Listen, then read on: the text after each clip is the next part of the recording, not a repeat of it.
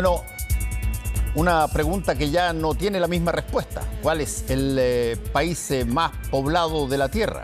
Siempre se pensó que era China y siempre se habló de China. Bueno, no es China, hoy día es India. ¿Y qué significa eso para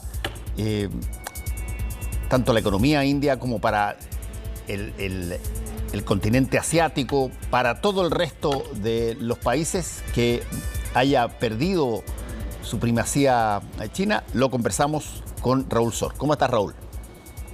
Hola, Fernando. Sí, esto ocurrió a mediados de abril, según una proyección de Naciones Unidas.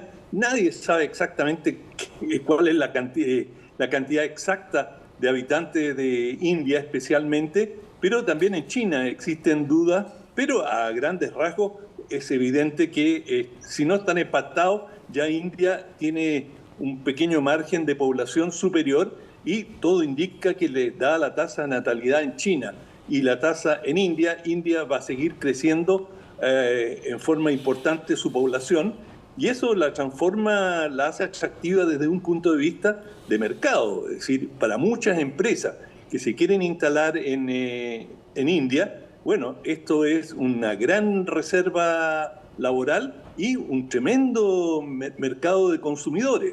Y esto ocurre en momentos en que además hay una cantidad creciente de empresas, especialmente estadounidenses, que buscan salir de China, orientadas por el gobierno, e instalarse en otro país. Y uno de los grandes países, uno de los grandes polos de atracción es India, que ya ha superado los 1.425 millones de habitantes. Es una cantidad muy considerable, un porcentaje significativo de la población mundial.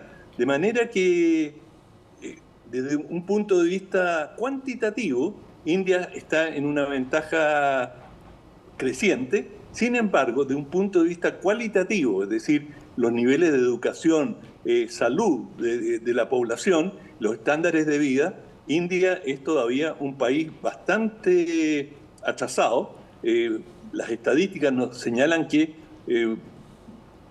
quizás cerca del 50% de los niños que nacen en India nacen con subalimentados, incluso con raquitismo, pese a que el gobierno en India ha hecho esfuerzos por mejorar la alimentación de la población y especialmente de los menores de 5 años.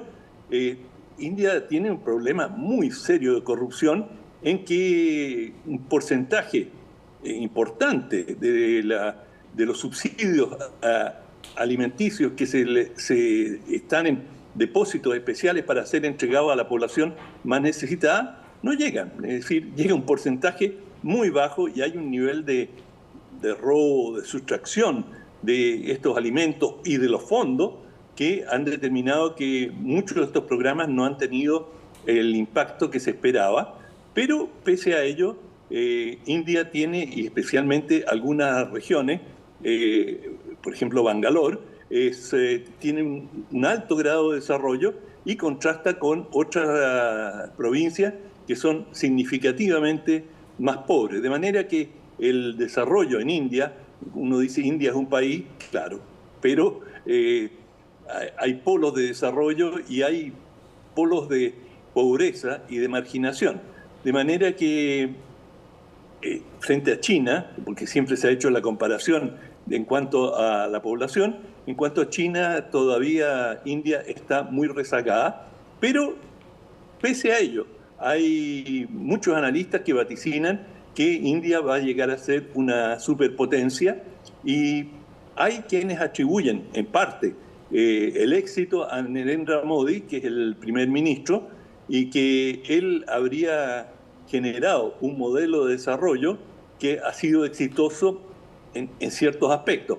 Ha sido exitoso en el crecimiento económico de India, pero no ha sido tan exitoso en resolver las diferencias enormes que existen en el país. Raúl, cuando se es superpotencia, uno tiene asociado a superpotencia cierto tipo de cosas, no solamente un estatus relativamente grande en términos económicos, porque puede ser que haya países más pobres como tú lo estás calificando, Pero también uno tiene la idea de que estos países con mucha población y con mucha fuerza en términos de su gente, empiezan a incurrir en otras materias que normalmente se consideraban privilegio de las superpotencias económicas.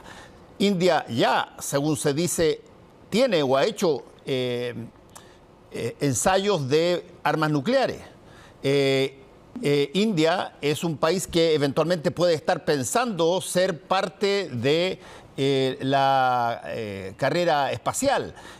Pero todo eso, claro, tiene fuerza humana para poder generar un montón de cosas. ¿Qué tanto el hándicap de esa idea es justamente la capacidad de alimentar a más de 1.400 millones de personas? Sí, tú tienes razón. India es un país nuclear, desarrolló su propia bomba, tiene un programa coheteril importante, no interespacial, pero significativo, y no cabe duda que tiene profesionales de primera línea en la mayoría de los campos. En laboratorios, por ejemplo, en temas médicos, India es un coloso. Pero todavía son enclaves, es decir, estos progresos no se han generalizado a la población, como ha ocurrido en China. Es decir, el mejoramiento de las líneas, por ejemplo, de los sistemas de transporte.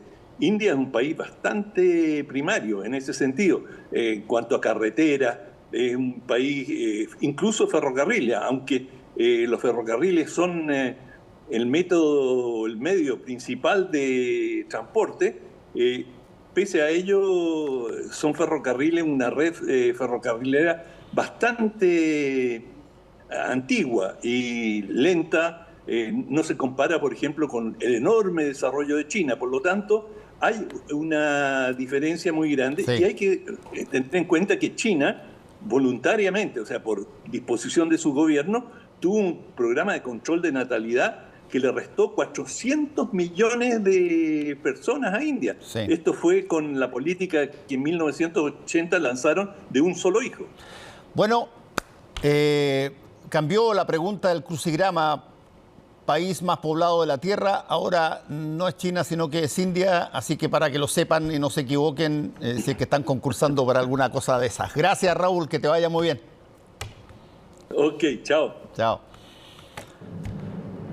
Nos vamos, apretamos el programa porque hubo problemas de tiempo, así es que nos encontramos el domingo en Tolerancia Cero y el lunes aquí, en Última Mirada. Chao.